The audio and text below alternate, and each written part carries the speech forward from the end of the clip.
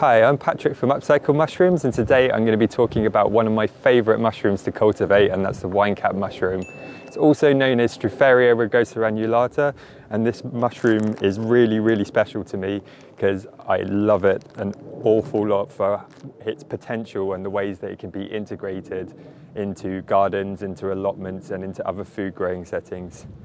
I really recommend this mushroom if you're a beginner because of just how easy it is to really get some good results with it compared to some of the other more complicated mushrooms for cultivation. And what makes this mushroom stand apart from other ones in terms of cultivation is the fact that it can grow outdoors and it can be really easily integrated with other food growing, whereas where a lot of other cultivatable mushrooms that we grow are usually grown in indoor environments where we need a lot of controlled conditions, we need a lot more equipment involved and a lot more expense to get things set up. This one, we can literally just get hold of a block of spawn from our website, and all you really need is some cardboard and some wood chip and you're good to go, and you're going to get a lot of mushrooms from this small bag. So as I said, this is available on our website at www.upcyclemushrooms.co.uk. I'll put a link in the description to the exact direct link for the shop link where you can purchase it from. And yeah, that's pretty much, as I said, all you really need is some cardboard and some wood chip. Now the wood chip you're going to need for this mushroom is deciduous wood chip. It can be quite tricky sometimes to get hold of pure deciduous wood chip. If you're lucky enough to get hold of some, that's great, but also even if it does have a small amount of coniferous wood chip mixed in, that's not a problem.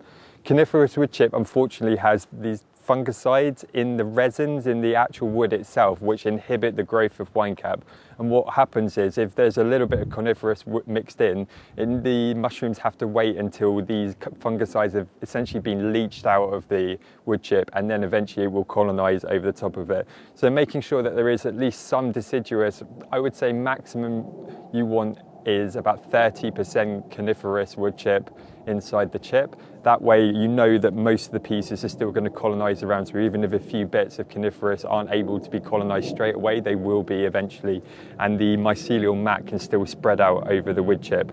And the process of making the beds is super simple. I'll come on to siting of where you want to make it and stuff like that in a second, but the main thing you really want to get hold of is some big sheets of cardboard. Doesn't need to be big sheets, but it makes your life a lot easier if you are, and this wood chip, and that's pretty much all you're going to need other than some lots of water. Again, I'll come on to that in a second. So first thing you want to do is lay some big sheets of cardboard out. I recommend going to bike stores are great for this. If you've got a nearby place that says bikes, they quite often have the boxes that bikes come in, which are gigantic bits. Make sure you get rid of all the sellotape and anything that isn't biodegradable off of it, because obviously we don't want that ending up in the soil, because this cardboard will just break down over the next year or so while the mushroom's there, lying on top of it, sorry. So the cardboard is there to provide a kind of weed suppressant membrane, but also stop other competing weed fungi from coming up from the soil underneath where we're going to build this bed and start colonizing into the wood chip. So it's kind of a protection layer in both directions for the winecap. At which point, once we've laid our cardboard out nice and flat over the area where we're going to build it, we're then going to lay down about 4 inches or about 10 centimeters of this mixed or hopefully this pure deciduous chip all over the area, and then with this spawn, open the bag up, split it in half, and with half of it we're going to put some small mounds around on the bed on top of the wood chip that we just created, and with the other half then break it up a lot finer and generally sprinkle that all over the area where we've just put the wood chip down. After that, we're going to then lay another 4 inches or about 10 centimeters of wood chip on top of that. So we've got a kind of winecap sandwich with 2 layers of wood chip with the spawn in between, and that way the spawn can grow in both directions, like down into the uncolonized chip and upwards into the uncolonized chip, and also the top layer of chip creates a really good kind of insulation layer that stops any potential frost damage. Now, winecap beds are quite a long-term feature. In fact, they're permanent if you really look after them in a good way. If you set the beds up really soon, now right at the beginning of spring, you'll hopefully be getting your first flush of mushrooms around September, October time. And there's generally flushing starts in the autumn, so September, October, and probably usually finishes around the end of October is one flush, and then we get another flush in the late spring as well. The first season that you put your bed in, you probably won't get the spring flush because it's still just colonizing out over the wood chip, but the successive year you will get the spring flush as well. And then the autumn flush and then the spring flush consecutively, one after another, which means that this essentially becomes a permanent feature, in mushroom producing feature in your garden, which is amazing. The only other thing you need to worry about really is water is your main concern at the moment. After you've laid your chip in and you've got your bed set up, and for the first 5 or 6 days you really want to very heavily water this bed to make sure the wood chip is properly soaked, unless it's obviously been rained on loads already. Like, we need to make sure that the wood chip's nice and wet. After about 5 to 7 days, will have got to saturation point and be fully absorbed. And then at which point, what you're looking to do is every few days or every time you visit your allotment, just put your hand slightly into the bed. Obviously the top bit is going to dry out, the very top layer, and that's totally normal and totally fine. But if you just push your hand into the chip, have a feel down, and if it still feels moist, we're not looking for totally drenched here, we're just looking for ambient moisture so that it feels moist in the chip, then that's good to go. If it feels a bit dry, give it a bit more water. If it feels really wet, don't water it. And we're just trying to hold the moisture at this level. And then throughout the summer months, the spawn's going to spread through all of this wood chip and keep spreading and spreading until you have a fully colonized bed, or at least partially colonized before the next autumn, which is what's likely to happen. You can also, if you need to, once a month, maybe just to check on how things are going, just have a dig around, see what's going on, see if you can see the spawn spreading. As I said, this mushroom is particularly easy for first-time growers. Like, you really don't need to worry about being sterile at all. It's outside, it's coming into contact with all kinds of bacteria and other fungi, and the great thing about winecap is it's super aggressive as a mycelium. It can defend itself against pretty much every other mushroom. On that note, we do get other weed fungi occasionally, particularly in bits of the bed where the winecap maybe hasn't been able to colonize yet because it hasn't spread to it, and that does happen sometimes where you'll get other fungi coming up on that bed. So for that reason alone, because if you are going to be eating these mushrooms, it's a really good idea to get very clear about the identification of this mushroom so you don't make any mistakes.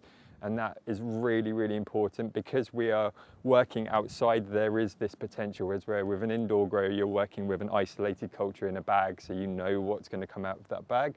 This is a bit more with nature, and we're working with nature, and for that reason that makes it so much easier, because essentially we give up control over trying to create the seasons or the control of how and when we get this mushroom to fruit.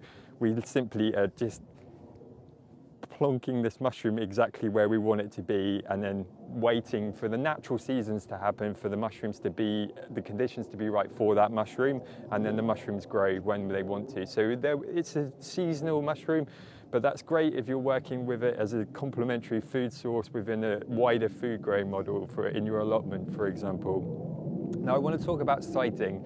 This is quite an important thing to consider. Obviously, they like moisture, they like being in damp, moist areas. So siting them somewhere directly in full direct sunlight with no shade at all is probably not a good idea for this mushroom. You're much more looking for a shady spot, preferably maybe with a hedge line or something that's on the south side. If you're based in the UK, obviously, if you're in the southern hemisphere, it'd be the opposite way around, but we're looking to create shade for that.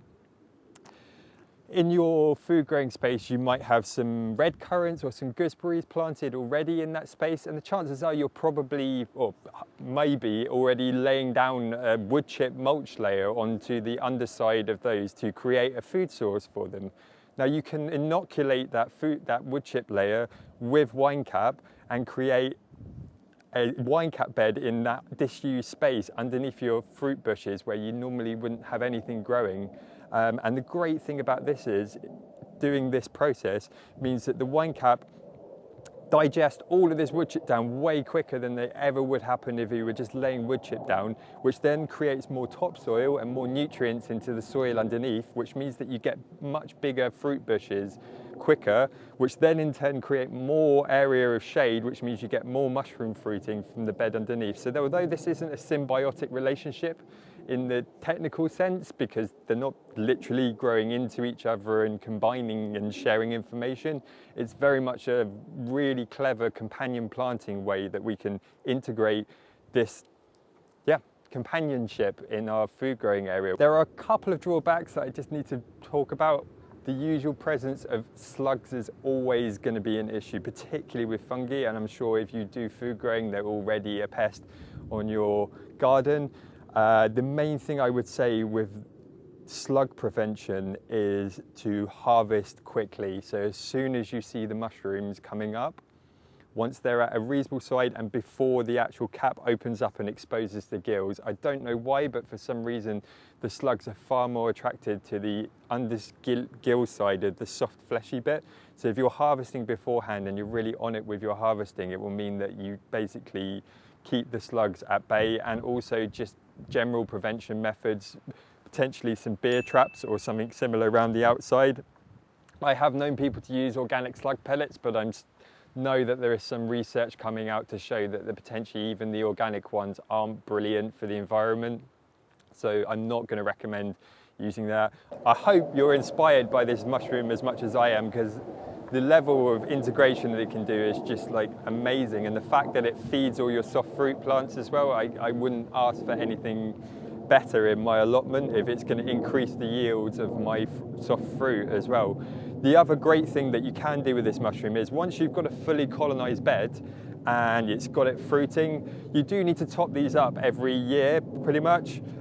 Because of that process of them eating the wood chip down, they create all of this amazing topsoil, but then also they need more food, so you have to get some more wood chip in. But at that point where you're about to feed a load more wood chip into this bed, what you can do is split the bed into two and take one half of the whole of this fully colonized wood chip that you've got left, and take that and use that as the starter spawn to build another bed elsewhere, and then feed more new wood chip back in with the other half of the spawn that you've got, and then suddenly you've got 2 wine cap beds.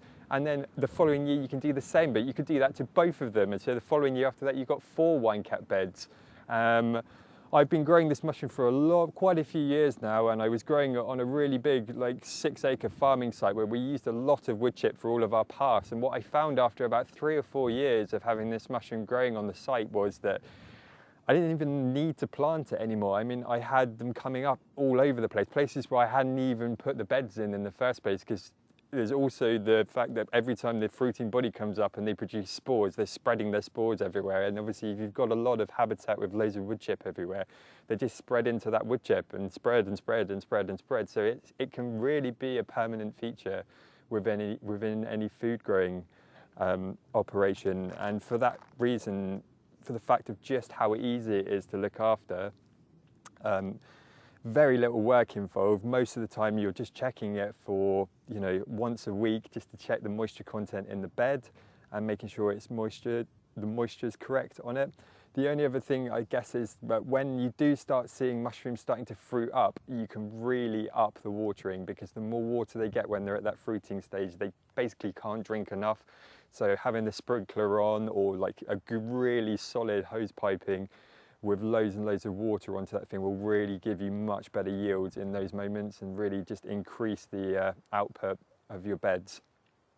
So yeah, highly recommend this mushroom, and I really, really hope that lots of you are inspired by this video and want to get involved. As I said, we've got the spawn available on our website at www.upcycledmushrooms, and again, I'll put a link into the description for you and onto the website. There are full instructions on the website as well if you click on the link, if you want to go and purchase, or before you purchase, and just have a look through the detailed instructions. And I've written out all the procedure of how to build the bed in a bit more detail than what this video describes. So yeah, I hope you enjoy, and I hope you decide to grow some wine cap. It'd be great to see some pictures of people's grows. Thanks very much. For more information about our new teaching platform, easymushroomgrowing.com, and for 10% off your first order at upcycledmushrooms.co.uk, join our mailing list in the link below.